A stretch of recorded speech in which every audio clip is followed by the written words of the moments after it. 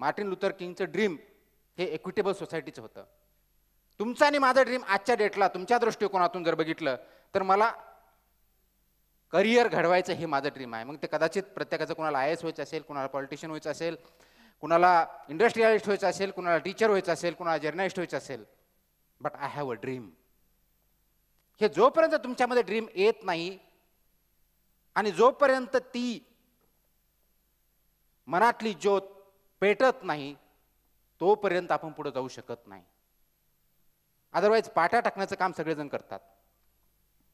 आणि पाट्या टाकायचं जर असेल तर तुम्ही आणि मी इथं बोलणं अपेक्षित नाही, ते ऑटोमॅटिकली होत जातं.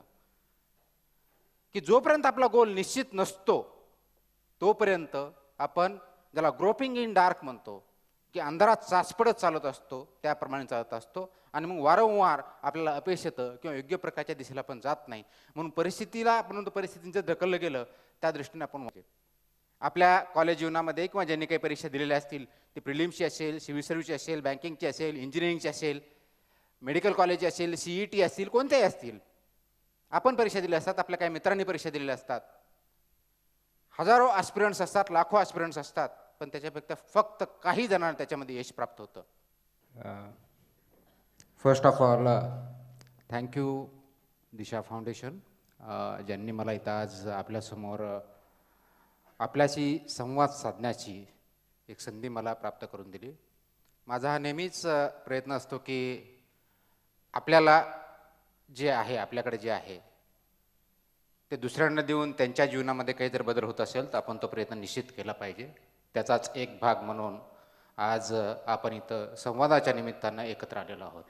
मला आनंद आहे की खूप मोठ्या प्रमाणात आपण इथं संवाद साधण्यासाठी, माझे विचार ऐकण्यासाठी किंवा स्पर्धा परीक्षा किंवा सिव्हिल सर्व्हिसेसमध्ये आपलं करिअर काय असू शकतं, आपल्यामध्ये काय अपॉर्च्युनिटी भेटू शकतात याविषयी इथं जमलेला आहात. अपेक्षा अशी आहे की आजचा जो काही संवाद होईल, जे काही इंटरॅक्शन होईल, त्याच्यामधून आपल्याला आवश्यक असे काही इनपुट भेटतील, त्याच्यामुळे आपल्या करिअरमध्ये, आपल्या जीवनामध्ये आपण पुढे जाऊ शकाल, त्या दृष्टीनं हा माझा प्रयत्न राहील. आपल्याकडून अपेक्षा ही आहे की माझं बोलणं झाल्यानंतर आपले जे काही क्वेश्चन आन्सर्स असतील ते आपण करूयात, जेणेकरून आपल्या शंका कुशंका त्याच्यावरती मला निराकरण करता येईल, त्याच्यामध्ये जास्त मला क्लॅरिटी देता येईल. परंतु आज आपण 21व्या शतकात वाजत असताना, मग तो स्टुडंट म्हणून असेल, कॉमन सिटिझन म्हणून असेल, एखादा अधिकारी असेल, पदाधिकारी असतील, किंवा सर्वोच्च स्थानापासून ते लोएस्ट शेवटचा सिटिझन यापर्यंत जी काही नागरिक व्यक्ती भारतात असतील, जगात असतील, गावात असतील किंवा शहरामध्ये असतील, त्यावेळेस आज आपण विचार करतो की 20 वर्षापूर्वी ज्यावेळेस आपण 1990चं दशक किंवा 2000 आसपास विचार करत होतो, त्यावेळेस आपण कदाचित शाळेत असाल, कॉलेजमध्ये असाल, आपले आईवडील हे असतील, त्यावेळेस कोणती तरी सर्व्हिस किंवा कॉलेज लाईफ याच्यामध्ये असतील. त्यावेळेस आपल्यासमोर नेहमी प्रश्न असायचा आणि तो आपण वाचलेला असेल, अभ्यासलेला असेल, की आपली जी लोकसंख्या आहे ती खूप मोठ्या प्रमाणात आहे आणि लोकसंख्येचा भस्मासूर असल्यामुळं त्याला कंट्रोल करणं गरजेचं आहे. कारण जास्त लोकसंख्या झाली तर आपले रिसोर्सेस जे कमी आहेत त्या अनुषंगानं आपल्या भारत देशावरती परिणाम होईल. आणि म्हणून पॉप्युलेशन ग्रोथ कमी करायचा हा 1970s पासून ज्यावेळेस प्रोग्राम सुरू झाला तो स्टॅबिलाईज 2000च्या आसपास, 2000 ते 2010च्या दरम्यान झाला. आणि आता आपला जो ग्रोथ रेट आहे पॉप्युलेशनचा तो 2.1, जिथे स्टॅबिलिटी लेवल त्या लेवलला आलेला आहे. चायनाने त्याच्यावरती परिणाम करून आज त्यांचा रिक्रिएशन रेट ज्याला म्हणतो तो सर्वसाधारणपणे 1.2% आहे. आणि आज उलटा प्रश्न आज आपल्याला भेडसावत आहे की जे देश आहे, जग आहे, या जगामध्ये सर्वात महत्त्वाचा प्रश्न कोणता आहे, ते एजिंग पॉप्युलेशन वाढतंय. आणि प्रोडक्टिव्ह पॉप्युलेशन ज्याला म्हणतो की जे सर्वसाधारणपणे 18 ते 35-40 हे वय एज ग्रुप जो आहे त्या एज ग्रुपमध्ये हे पॉप्युलेशन कमी होतं आहे. म्हणजे डिपेंडन्सी रेशो जो एज पॉप्युलेशनचं किंवा ज्याला पेन्शनर्स असं आपण म्हणू ऑर्गनाइज सेक्टरच्या भाषेमध्ये, ते जास्त वाढलेलं आहे. आणि प्रोडक्टिव्ह पॉप्युलेशन ज्याच्या आधारे इकॉनॉमिक ग्रो होणार आहे ते प्रोपोर्शन कमी होत आहे.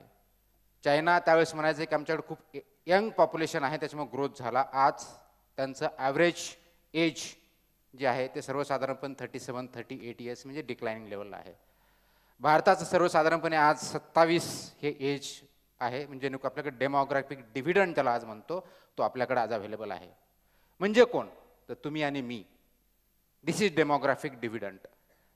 आज पॉप्युलेशनला एक लायबिलिटी न समजता एक ॲसेट समजला जातो आणि त्या ॲसेटच्या माध्यमातून जी क्रयशक्ती आहे, ज्या प्रोडक्टिव्हिटी आहे, प्रोडक्शन नव्हे पण प्रोडक्शन त्याचा वेगळा भाग आहे, तर म्हणजे productivity, capacity to get production, capacity to produce more, आर्थिक दृष्टिकोन जी आहे ती भारताकडे आहे. आणि त्याचं द्योतक म्हणजे तुम्ही आणि आम्ही आज आपण जे बघत आहोत आपल्या देशामध्ये यंग पॉप्युलेशन आहे ते आहे. त्याच्या माध्यमातून आपण पुढं जाऊ शकतो, जगामध्ये आपण महासत्ता बनू शकतो. फक्त ते बोलण्याने होणार नाही किंवा नुसतं यंग पॉप्युलेशन आहे म्हणून होणार नाही, तर हे करण्यासाठी आपल्याला सर्वात महत्त्वाचा जो भाग करावा लागणार आहे, या डेमोग्राफिक डिव्हिडंडचा आपल्याला उपयोग करून घ्यावा लागणार आहे. त्यावेळेस शक्य म्हणजे जी एनर्जी आहे यंग जनरेशनमध्ये, ती एनर्जी ही चॅनलाइज करावं लागणार आहे, एका गोलकडे सेट करावं लागणार आहे. आणि मला वाटतं आजचा जो संवाद आहे त्या दृष्टिकोनातून एक महत्त्वाचा आहे.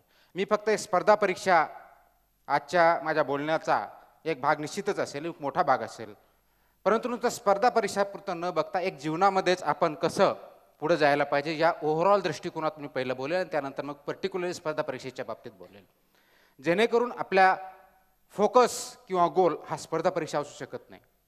कारण अनेक वेळेस आपण मी पण ज्यावेळेस अभ्यास करायचो त्यावेळेस फक्त पास व्हायचा हा गोल असतो, कारण त्यावेळेस ते ध्येय अचीव करायचं असतं म्हणून आपण त्या दृष्टिकोनातून बघत असतो. पण तो आपल्या एका सिस्टममधला एक पैलू, महत्त्वाचा पैलू असतो, जे माध्यम आपलं असतं की आपल्याला जे काही करायचं आहे ते करण्यासाठी एका स्टेजवरती जायचं असतं. एक आपल्याला मीन्स ज्याला म्हणतो, माध्यम ज्याला म्हणतो, ते आपल्या हाती घ्यायचं असतं आणि त्याच्या माध्यमातून आपल्याला जो काही आपला लार्जर गोल आहे तो अचीव करायचा असतो. आणि म्हणून आपल्याला एक जीवनाकडे बघण्याचा दृष्टिकोन काय पाहिजे या दृष्टिकोनातून आपण बघितलं पाहिजे. आणि मला वाटतं प्रत्येकाला एक स्वप्न असतं, प्रत्येकाच्या याच्यामध्ये एक ध्येय असतो.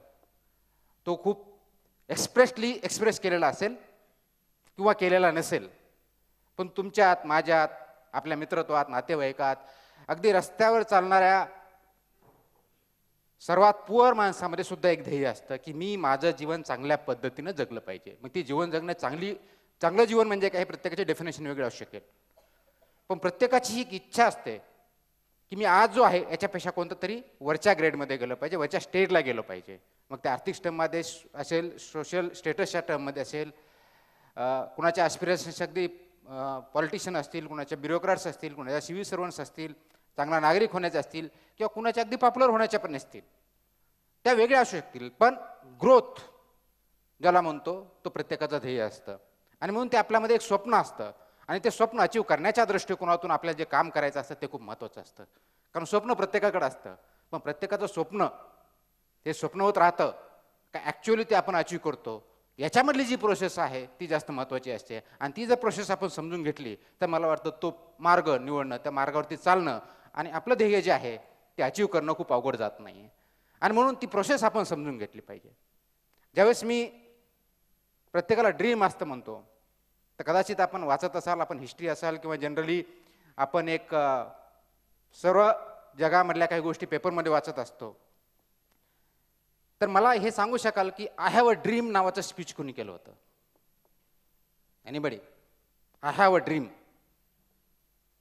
प्रत्येकामध्ये एक स्वप्न असतं, पण there was a historic speech by one of the most important persons in the world. Yes,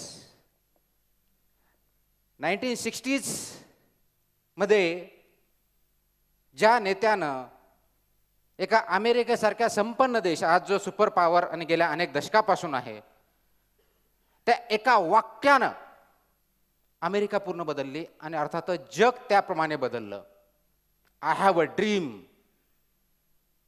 हे जे स्पीच दिलं आणि त्याच्यानंतरची अमेरिका आणि त्यापूर्वीची अमेरिका जी आहे याच्यामध्ये खूप मोठा बदल आहे. आणि तो बदल म्हणजे one of the basic principles of American constitution जे आहे, इक्वॅलिटी, जे की निसर्गानं दिलेला अधिकार असं जी अमेरिकेची राज्यघटना मानते, जी की 18व्या शतकामध्ये ती कॉन्स्टिट्यूट केली गेली, त्याच्यामध्ये जे आहे ते स्वप्न रिअलाइज करण्यासाठी मार्टिन लुथर किंग सारख्या नेत्यांना आय हॅव अ ड्रीम हे स्पीच द्यावं लागतं आणि त्या स्पीचच्या माध्यमातून जे डिस्क्रिमिनेशन अमेरिकन सोसायटी किंवा US सोसायटीमध्ये होतं ते बाजूला काढून एक इक्विटेबल सोसायटी किंवा एलिट सोसायटी क्रिएट करण्याच्या दृष्टीकोनातून त्यांना पावलं उचलावी लागली. याचा अर्थ त्या अगोदर अमेरिकेमध्ये असा एकही नेता नव्हता की ज्याच्यामध्ये हे ड्रीम नव्हतं. होते, परंतु ते ड्रीम रिअलाइज करण्यासाठी ज्या प्रोसेसेस अंगीकाराव्या लागल्या, ज्या गोष्टी कराव्या लागल्या, जी सिस्टम बसवावं लागली आणि जे लोकांबरोबर कनेक्ट व्हावं लागलं ते दुसऱ्यांना जमलं नाही किंवा त्या पद्धतीनं जमलं नाही. म्हणून हे मार्टिन लुथर किंग सारख्या नेत्यांना जमलं किंवा भारतामध्ये बघितलं तर महात्मा गांधी सारख्या नेत्यांना जमलं. तेच आफ्रिकेमध्ये बघितलं नेल्सन मंडेला सारख्या नेत्यांना जमलं. म्हणून they are great leaders. They are absolutely great leaders because they provide leadership, they provide vision, just not actions.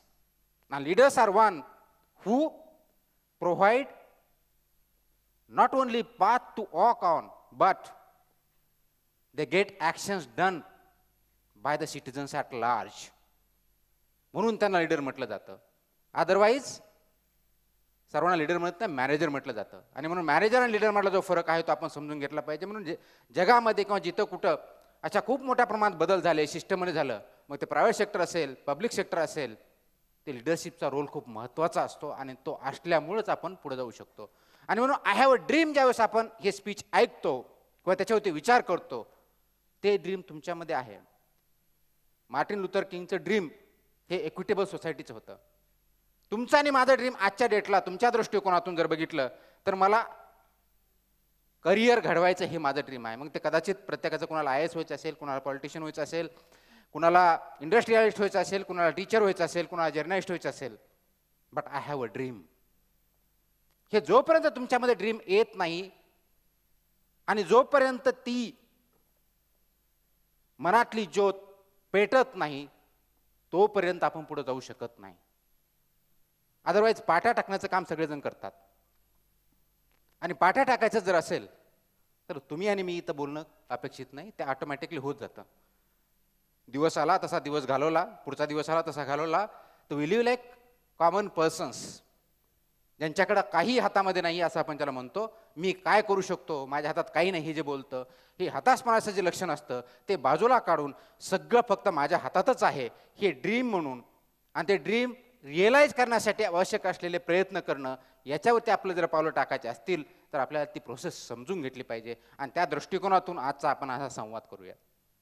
आणि म्हणून ज्यावेळेस आपण एखादं ड्रीम रिअलाइज करायचं असतं, एखादं ड्रीम बघायचं असतो, त्यावेळेस आपण काय करतो, विचार करतो.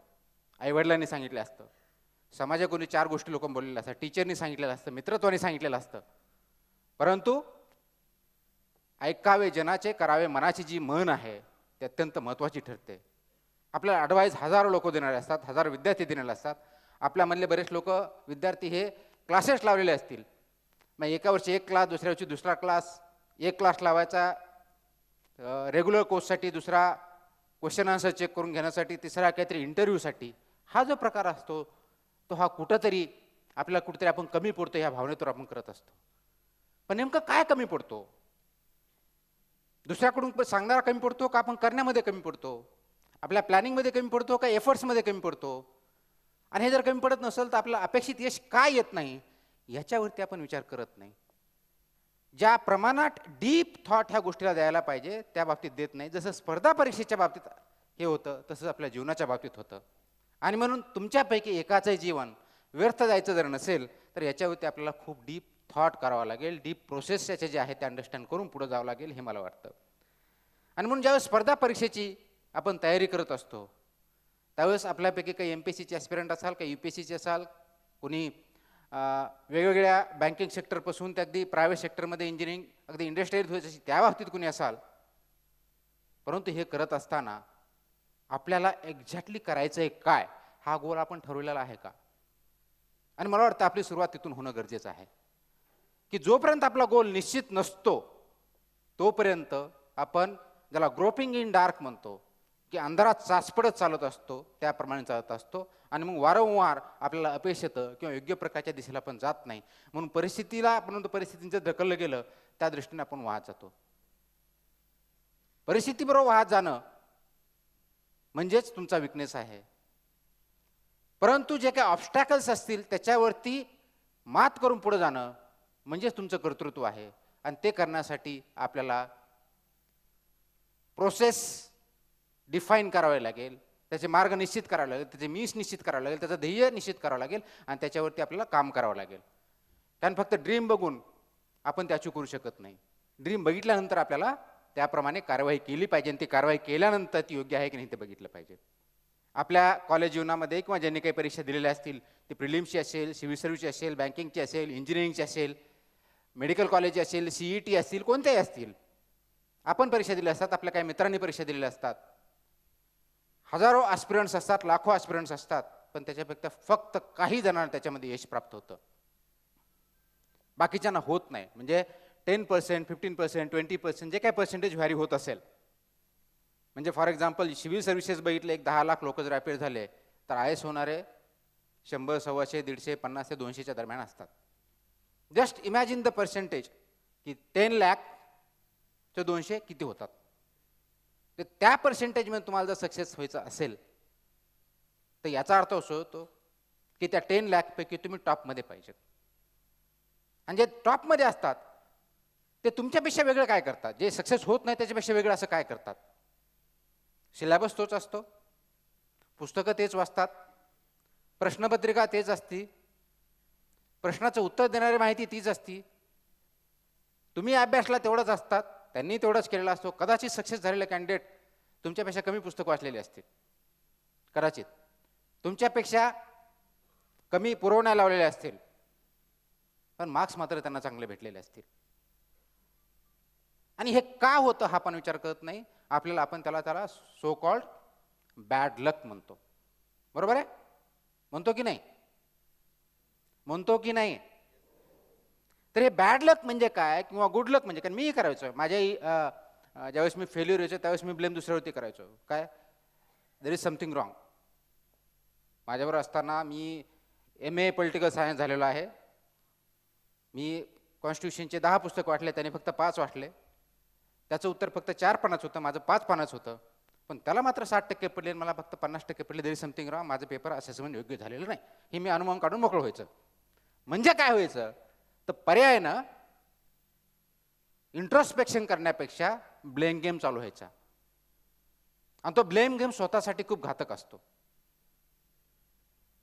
ते जर आपण ओव्हरकम केलं तर आपल्या उणिवा काय आहेत ह्या जर आपण अंडरस्टँड केल्या आणि त्या जर ओव्हरकम केल्या तर बाकी काही बघण्याची गरज लागणार नाही. पण अनफॉर्च्युनेटली आपण त्या युगामध्ये त्या वेळेत आपण तसं करत नाही आणि म्हणून ते करण्याची गरज असते. आणि त्यावेळेस मग बॅड लक की त्याचा पेपर चांगला टीचरकडे गेला असेल, तो लिबरल असेल, त्यांनी जास्त मार्क दिले. माझा कोणता तरी खूप खडूस टीचर असेल त्याच्याकडे गेलो त्याने मला कमी दिले. ही आपली सर्वसाधारणपणे बघण्याचा दृष्टिकोन असतो. ह्युमन त्याच्यामधला फॅक्टर जरी सोडला तरी पर्सेंटेज व्हॅरी होत नसतं. कारण ज्यावेळेस सिव्हिल सर्व्हिसेस UPSC सारखी इन्स्टिट्यूट असते, MPSC सारखी इन्स्टिट्यूट असते, मधला काही काळ जर सोडला तर MPSC पहिल्यापासून चांगली होती, मधल्या काळात काही अनेक गोष्टी झाल्या परंतु अंतिम रुळ आलेली आहे. तर त्यावेळेस काहीतरी सायंटिफिक फॉर्म्युला ठरला असतात, एक पद्धत असते, त्याचं असेसमेंट करण्याची एक पद्धत असते, त्याच्यामुळे फेअरली चांगल्या गोष्टी होतात. आणि सिव्हिल सर्व्हिसेसच्या UPSC बाबतीत तर कोणी क्वेश्चन करू शकत नाही इथपर्यंत आहेत. हे असं असताना फक्त UPSCच्या बाबतीत नव्हे, ग्रॅज्युएट होताना किंवा 12वीला होताना किंवा मेडिकल जाताना सुद्धा आपण ह्या गोष्टी बघतो. किंवा रादर इंटरव्ह्यूला गेल्यानंतर प्रायव्हेट सेक्टरमध्ये काम करताना एखादा इंडस्ट्रीला म्हणतो येस मी सक्सेस होऊ शकलो नाही, तो झाला कारण त्याच्या गव्हर्नमेंटचे चांगले रिलेशन होते, त्याने काहीतरी केलं म्हणून त्याला सक्सेस भेटलं, त्याला सबसिडी भेटली, ब्ला ब्ला, किंवा त्याला मोठी ऑर्डर भेटली, गव्हर्नमेंटवर सेटिंग आहे म्हणून तो सक्सेस होतो, माझं नाही आहे म्हणून मी होत नाही आहे. या दृष्टिकोन बघितला गेला याला नेगेटिव्हिटी म्हणतात आणि त्याच्यामध्ये आपण प्रोग्रेस करू शकत नाही. म्हणून बॅड लक काय असतं तर bad luck is created by us. Good luck, bad luck हे डिव्हाइन डिस्पेन्सेशन नसतं, तरी आपण क्रिएट केलेलं असतं. तुम्हाला हे आपण कसं क्रिएट करतो तर गॉड हा विषयावरती जर विश्वास ठेवला आपण, आता प्रत्येकाचा असेल कुणाचा नसेल, मी एखाद्या स्टॅच्यूमध्ये किंवा मंदिरात किंवा मस्जिदीमध्ये गॉड बघत नाही, पण सुपर नॅचरल पॉवर आहे कुठेतरी, हे क्रिएटर आहे ह्याच्यावरती मी विश्वास ठेवतो. त्याला नॅचरल पॉवर म्हणतो मी. जर तुमच्या बाबतीत बॅड लक करायचंच असतं तर तुम्ही जन्मालाच आले नसते. ह्युमन बिईंगमध्ये जन्माला आले, there is something good expected of you. ह्या निसर्गामध्ये तुम्ही जन्माला आलात, मी जन्माला आलोय, हे आपल्यापासून काहीतरी चांगलं घडावं या उद्देशानं झालेलं आहे. तर दे cannot be anything bad or bad luck for us. जे काय करणार आहोत ते आपण स्वतः करणार आहोत, चांगलं किंवा वाईट, good or better or best or worst, जे काय असेल ते जे पेंडुलम आहे वर्स्ट पासून बेस्ट पर्यंत ते आपण स्वतः करणार आहोत. आणि म्हणून हे जर करायचं असेल तर ते वर्स्ट व्हायचं का बेस्ट व्हायचं हे प्युअरली आणि प्युअरली आपल्या हातात असतं. आता तुम्ही म्हणाल हे तुम्हाला या स्टेजवरून बोलताना खूप योग्य वाटतं, ज्यावेळेस मी त्या स्टेजला होतो त्यावेळेस तुम्ही कुठं काय करत होते. आणि अगदी बरोबर आहे, तुमच्या बाजूला असताना, कारण आपली जी सवय असते ती डिफेन्सिव्ह असते की मला कोणतरी चूक म्हणायचं नाही, दुसरा कोणतरी चूक आहे हे दाखवायची. म्हणजे दुसऱ्याची एक आपल्या जे म्हणतो ना, दुसऱ्याचं कुसळ दिसतं पण स्वतःचं मुसळ दिसत नाही, मराठीत जे म्हणतो एक्झॅक्टली ते असतं. दुसऱ्यातली छोट्यातली छोटी गोष्ट तुम्ही सांगू शकाल पण स्वतःमध्ये एवढे अवगुण असतात त्याच्यावर मला 1 मिनिटाचा वेळ आपल्याकडे नसतो. आणि हा जर वेळ आपण दिला तर त्याच्यामध्ये खूप चेंजेस होऊ शकतो. म्हणून फक्त बॅड लकच्या बाबतीत आपण सांगतो. बॅड लक म्हणजे नेमकं काय? यात तुम्ही म्हणाल की आम्ही गरिबीमध्ये जन्माला आलो,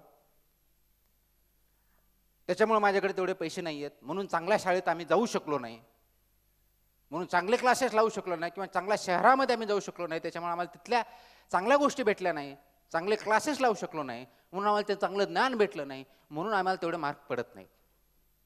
फॅक्च्युअली काही रॉंग आहे का याच्यात? ॲब्सोल्युटली नाही. तुम्ही गरिबी जन्माला याचं काय चूक आहे का? ॲब्सोल्युटली नाही. तुम्हाला क्लासेस लावता नाही आले का? ॲब्सोल्युटली चुकीचं काय नाही, अगदी बरोबर आहे. आता उलटी गोष्ट घ्या, अत्यंत श्रीमंत घरातला मुलगा, म्हणजे ज्याला आपण की मंत्री, अधिकारी, इंडस्ट्रियलिस्ट यांची मुलं बघतो, आणि आपण नेहमी जर बघितलं तर प्रत्येक तो अशा फॅमिलीकडे किंवा फॅमिलीच्या मुलांकडे किंवा मुलींकडे बघताना आपला दृष्टिकोन तो हुशारच असला पाहिजे, बरोबर आहे. त्याला 90% मार्क भेटले किंवा तो टॉप आला म्हणजे आश्चर्य वाटत नाही. वाटतं का? तुम्हाला वाटतं का? मला काही कळलं नाही, वाटतं की नाही ते. म्हणजे मला तरी वाटायचं, तुम्हाला वाटतं की नाही मला माहित नाही, की हुशार किंवा श्रीमंत घराण्यातील किंवा बॅकग्राऊंडचा मुलगा किंवा मुलगी ही त्या शाळेमध्ये टॉपर येते, कॉलेजमध्ये टॉपर येते, एक्झाममध्ये टॉपर येते, तर त्याचं मला आश्चर्य वाटतं का? नाही आहे. काय श्रीमंत त्याच्यामुळे पहिल्यापासूनच हुशार आहे, बरोबर आहे. हा जनरल ॲटिट्यूड असतो, येस ऑर नो. परंतु एका शेतकऱ्याचा मुलगा झाला, मी कलेक्टर झालो की 20th भारतामध्ये आला शेतकऱ्याचा मुलगा, मोठी न्यूज होते का? वाय? बघण्याचा दृष्टिकोन असं की एवढ्या अडचणी होत्या तरी तो टॉपमध्ये गेला, पण त्याने काहीतरी अचीव केलं. आणि जो श्रीमंत आहे त्यालाही तीच परीक्षा होती आणि तो पहिला आला, काय फरक पडतो, येणारच होता. हा जो बघण्याचा दृष्टिकोन आहे हा आपला चुकतो आणि तिथंच बॅड लक आणि गुड लक असतं. आता मी तुम्हाला उलट सांगतो याच्यामध्ये, की एक शेतकऱ्याचा मुलगा आहे, तुमच्यापैकी कोणी आहे असं गृहीत धरा, आणि मी समजा कोणता तरी टाटा बिर्लाचा मुलगा आहे असं गृहीत धरू 2 मिनिटासाठी, आणि आपण एका वर्गात आहोत असं गृहीत धरलं की BA ला आहोत, आणि मी युनिव्हर्सिटीचा टॉपर राहिलो, मला गोल्ड मेडल भेटलं. तुम्ही काय म्हणणार? Congratulations, you deserve, you are forgone conclusion की तुम्हाला ते भेटणार होतं. असं ग्रह की तुमच्यापैकी जो शेतकऱ्याचा मुलगा आहे ही गॉट गोल्ड मेडल, तर तुम्ही काय म्हणणार? Yes, that's it, you prove today की गरिबी ही त्याच्या आड येत नसते, तुमच्या बुद्धीच्या आड किंवा हुशारीच्या आड नसते, हे तुम्ही प्रूव्ह करून दिलं. म्हणजे काय? म्हणजे काय? आता याचं जर थोडंसं बॅकग्राऊंड पाठीमागे जर आपण गेलो, हा जो श्रीमंत म्हणा किंवा चांगल्या बॅकग्राऊंड किंवा एज्युकेटेड बॅकग्राऊंडचा मुलगा म्हटला, ज्यावेळेस तो शाळेत जातो त्यावेळेस नीटनेटके कपडे घालून जातो, सकाळी 7 वाजता उठत असेल किंवा 5 वाजता जेव्हा काही शाळा असेल त्याच्या 1 तास अगोदर उठत असेल, त्याचे आई वडील किंवा पियन जे कोणी असतील ते तयार करतात, त्याला बसमध्ये गाडीमध्ये जाऊन शाळेत नेऊन घालतात, तो तर अभ्यास करतो, मे बी टीचर त्याच्याकडे जास्त लक्ष देतात, असं गृहीत धरू 2 मिनिटासाठी. तो घरी येतो, घरी आल्यानंतर व्यवस्थित आंघोळ करणं, त्याच्यानंतर जेवण करणं, तो अभ्यासाला बसतो किंवा खेळतो, खेळल्यानंतर अभ्यासाला बसतो. त्या पर्टिक्युलर वेळेस तो अभ्यास करतो. अभ्यास केल्यानंतर त्याचं काही जेवण असेल तर खेळतो, त्याला काही एक्स्ट्रा करिक्युलर ॲक्टिव्हिटीला जायचं असेल, क्लासला जायचं असेल किंवा बाहेर जाऊन खेळायचं असेल तर खेळतो. संध्याकाळी परत येतो, जेवतो. अभ्यास करायचा असेल तर जो काही टाइम ठरला त्याप्रमाणे करतो. रात्री झोपतो, सकाळी उठतो. आता ही केस आपल्या बाबतीत काय होतं? सकाळी आपण तयार होतो. जर मी शेतकरी असेल आणि माझं उदाहरण म्हणून मी इयत्ता तिसरी, आता माझे मोठे बंधू आहेत, ते प्रथमतः माझ्या कार्यक्रमामध्ये आहेत, त्यांच्यासमोर बोलायला मला थोडं ऑकवर्ड पण होतं. कारण जगामध्ये मी बंधू सोडून दुसरे कोणाला भीत नाही.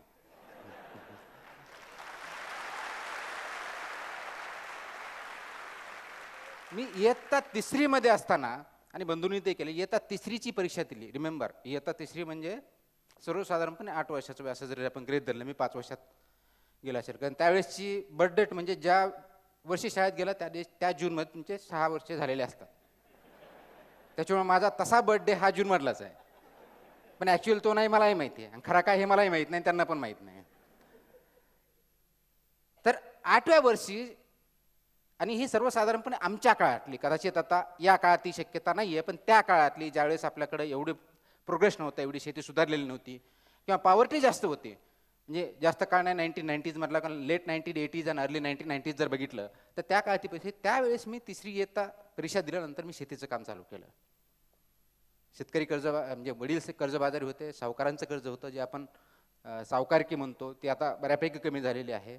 बँकाचं नेटवर्क त्यावेळेस नव्हतं, आणि त्या पर्यायापोटी वडील बंधू बीडला ग्रॅज्युएशन करत होते. घरी दुसरं कोण नव्हतं, मी सपोर्ट करत होतो, आणि ते काही खूप उपकार केल्याचं किंवा वाईट म्हणून नव्हे, घरातले सगळे काम करत असताना आपणही करत असतो. तर ते मी चालू केलं. तर त्यावेळेस काम चालू केल्यानंतर असं मला कधी वाटलं नाही की माझ्यावर काहीतरी अन्याय होतं, कारण ते आपण सवयीचा भाग असतो, बरोबर आहे. आणि म्हणून पावसाळा जर सोडला, रेनी सीझन जर सोडला, म्हणजे जून टू सप्टेंबर हा जर काळ सोडला, किंवा दिवाळीपर्यंत असं जर म्हटलं, त्यानंतर शेतीमध्ये राहायचं. सकाळी उठल्यानंतर 6 वाजता 5 वाजता जे काय 9 वाजता शाळा असायची, म्हणजे सकाळी 6 उठल्यापासून 8 वाजेपर्यंत शेतीतलं काम करायचं. 8 वाजता शाळेसाठी निघायचं, म्हणजे तयारी करून 9 वाजता शाळेत पोचायचं. 3-4 वाजता जी काय शाळा सुटायची, शाळा सुटली की परत शेतीत जायचं, संध्याकाळी परत काम करायचं. आणि त्यावेळेस जस्ट इलेक्ट्रिफिकेशन चालू झालं होतं, ज्याला आपण शेतीमध्ये मोटर पंप बसवणं. त्याच्या अगोदर मोठ असायची, बैलावरती चालायची, तुम्हाला ते असेल बऱ्याच जणांना. ते इलेक्ट्रिसिटीचा शॉर्टेज खूप असायचा, आणि त्यामुळे इलेक्ट्रिसिटी कमी असल्यामुळे दिवसभर ती मोटर चालायची नाही. मग शेतीमध्ये विहिरीला जरी पाणी असलं तरी ते शेताला पोहोचण्यासाठी इलेक्ट्रिसिटी असायची, ती रात्री अवेलेबल व्हायची, म्हणजे रात्री 12 नंतर 1 नंतर. कारण आमचं जे शेत होतं ते शेवटला होतं, तोपर्यंत पॉवर सप्लाय व्हायचा नाही. पहिले पंप जोपर्यंत बंद होत नाही तोपर्यंत तिथं पॉवर सप्लाय यायचा नाही, त्याच्यामुळे मोटर चालायची नाही. म्हणून ते पाणी रात्री द्यावं लागायचं. मग माझी आई असेल, मी असेल, वडील असतील, रात्री 2 थंडीच्या दिवसात अनवाणी त्या पाण्यामध्ये शेताला, म्हणजे त्याला आपण शेती करतो, म्हणजे फळभाज्या असतील, त्याला पाणी देण्याचं रात्री 2 ते 4च्या दरम्यान पाणी द्यायचं, मग झोपायचं, सकाळी उठायचं आणि परत शाळेत जायचं. हा कार्यक्रम होता. आता ह्या परिस्थितीवर आपण जर असं म्हटलं असतं की नाही आता आपलं, आणि त्या काळात IAS होणं वगैरे हे काय मला माहीत नव्हतं. शाळेत आपण का जातो, आई वडिलांनी घातलं म्हणून जातो, त्याला काय दुसरा पर्याय नसतो. म्हणजे खूप काही विचार करून जातो की नाही मला आता कलेक्टरच व्हायचं म्हणून पहिलीच अटेंड केलं, असं कधी नसतं. कदाचित ते आत्ता शक्य आहे की पहिल्यापासून अगदी रोबोटिक्स सारखं की याला मी इंडस्ट्रियलिस्ट करणार म्हणजे करणार पहिल्यापासून, ते त्यावेळेस तरी शक्य नव्हतं. मे बी आता शक्य आहे, आणि रोबोटिक्स होणं शक्य नाही, कारण आपण रोबोट झालो तर माणूस असणार नाही. तर there is a different thing. आणि म्हणून ते शाळेत गेलो, या परिस्थितीतून पुढे आलो. माझे बंधू त्याच परिस्थिती, म्हणजे गावातली त्यावेळेची सर्व जे काही अभ्यास करत असतील त्याच परिस्थितीतून आले. पण त्यामधून किती पुढे आले, माझ्यामध्ये सिव्हिल सर्व्हिसमध्ये आम्ही गावातून अजूनही 2 जण आहोत, ही आणि मी. अजूनही बाकीच्या काही शिक्षक झाले, पण ह्या लेवलला येणारे अजूनही त्या गावातून 2. आता पुढे वाढत जाणार, इथून पुढे येतील. तर हा त्याच गावामधला, रादर आम्ही लोअर स्ट्रेटा ज्याला म्हणू, म्हणजे इकॉनॉमिकली आर्थिक दृष्ट्या ज्याला आपण गावातलं बघितलं तर एक लोअर स्ट्रेटामध्ये होतं, कर्जबाजारी होतो आमचं कुटुंब. आमच्यापेक्षा श्रीमंत असणारे पण भरपूर मुलं होती. ते होऊ शकले नाही, आम्ही का होऊ शकलो, तर मी जे मगा उदाहरण दिलं की एज्युकेटेड बॅकग्राऊंड असलेल्या किंवा गुड इकॉनॉमी असलेल्या बॅकग्राऊंडच्या कुटुंबाच्या पाठी काय असतं, ती ही एक शिस्त लागलेली असते. सकाळी उठण्यापासून रात्री झोपण्यापर्यंत एक शिस्तबद्ध कार्यक्रम असतो.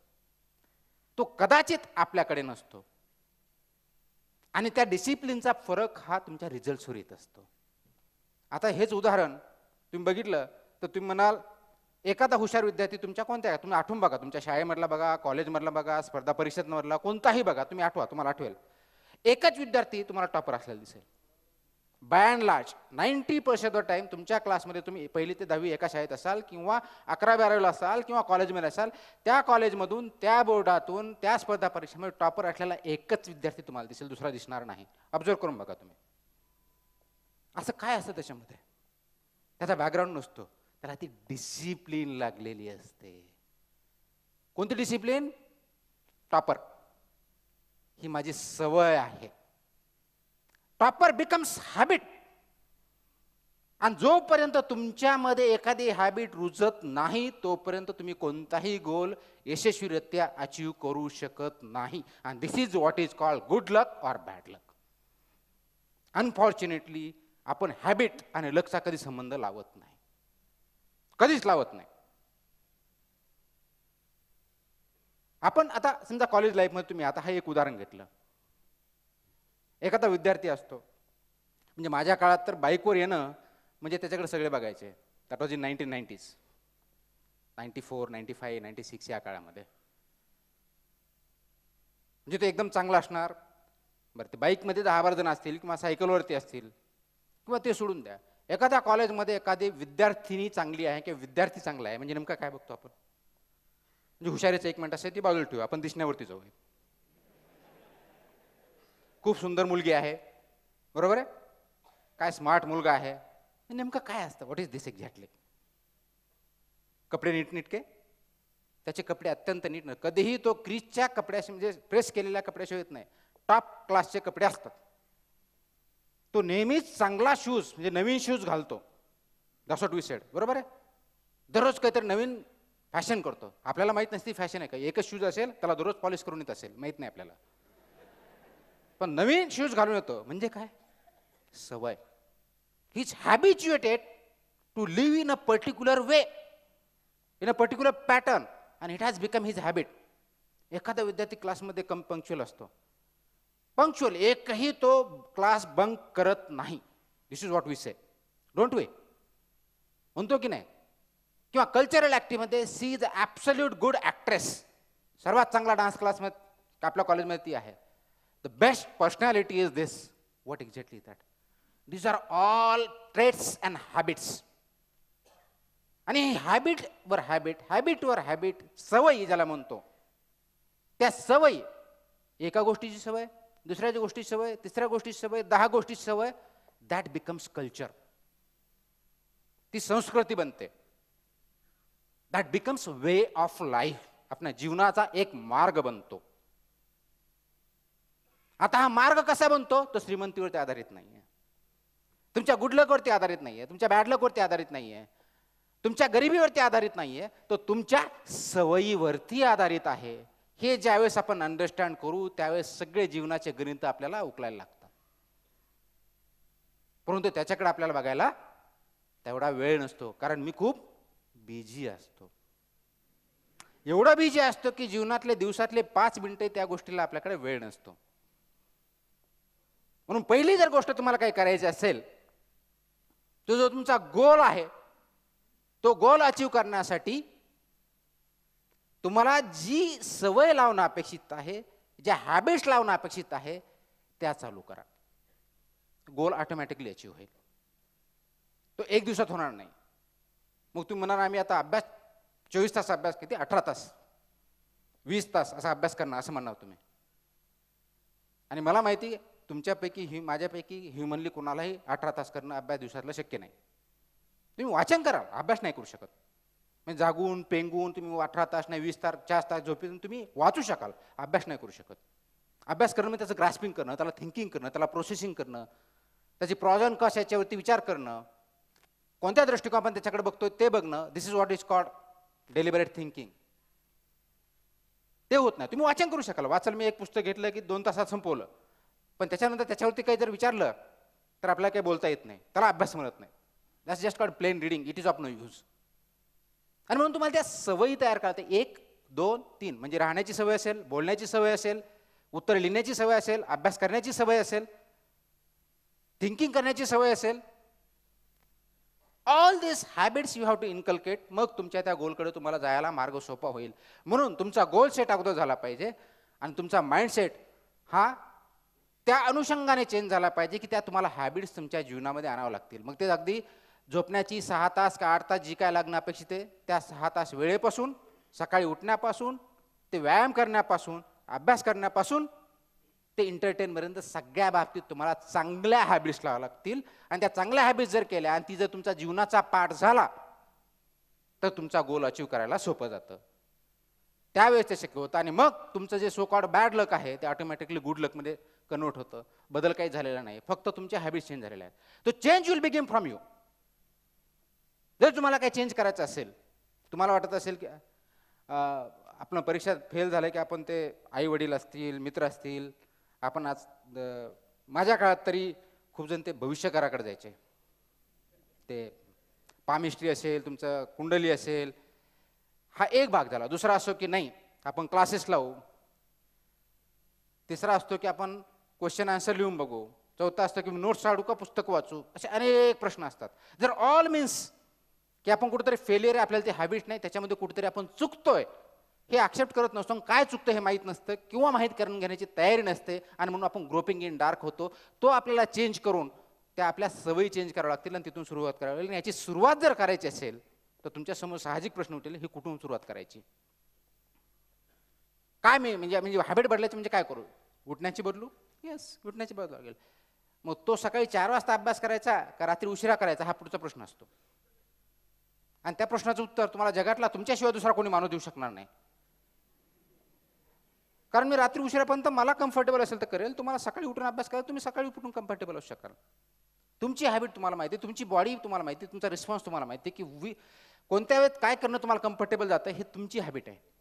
दुसऱ्याची हॅबिट तुम्ही इमिटेट करू शकत नाही. इम्युलेट करा, कॉपी करू नका.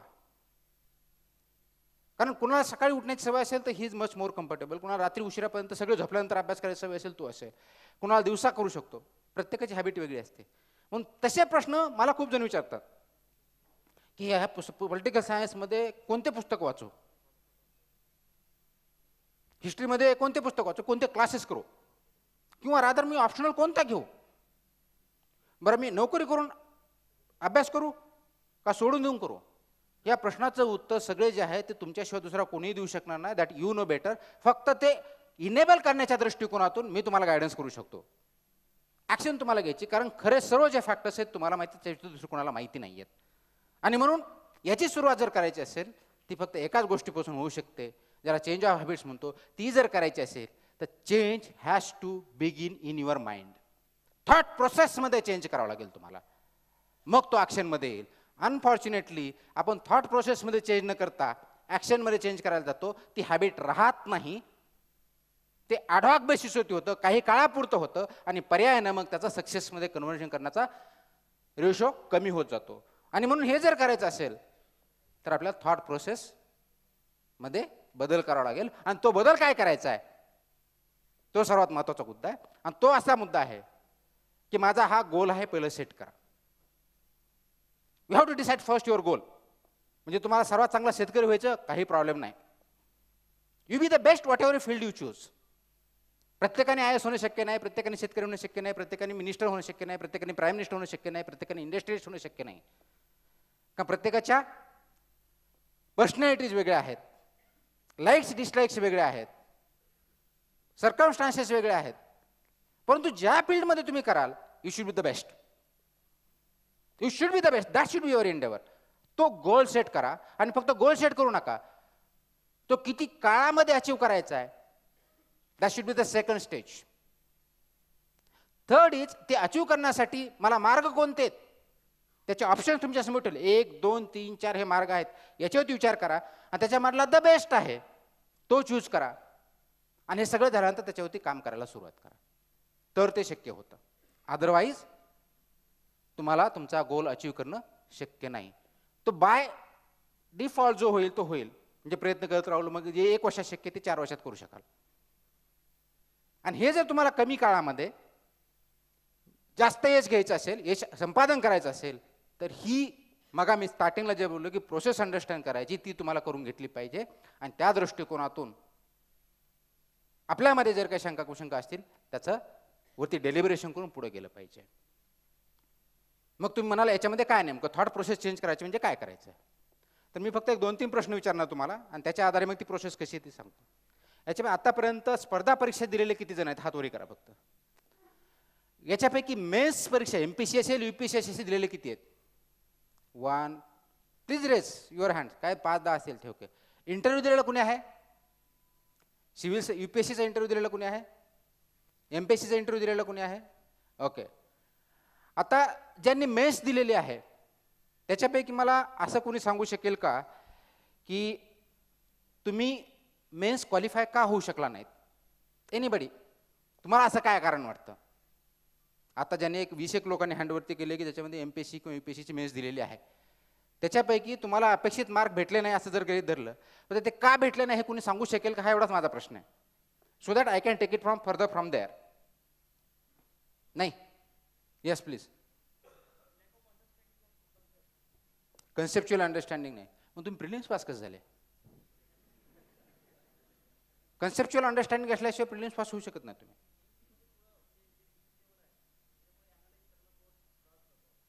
ओके. तुमचं ऑप्शनल वगैरे काय आता एमपीसीला ऑप्शनल नाही आहे, जनरल स्टडीज ऑब्जेक्टिव्ह आहे परत आता. Okay. Anybody else? Yes please.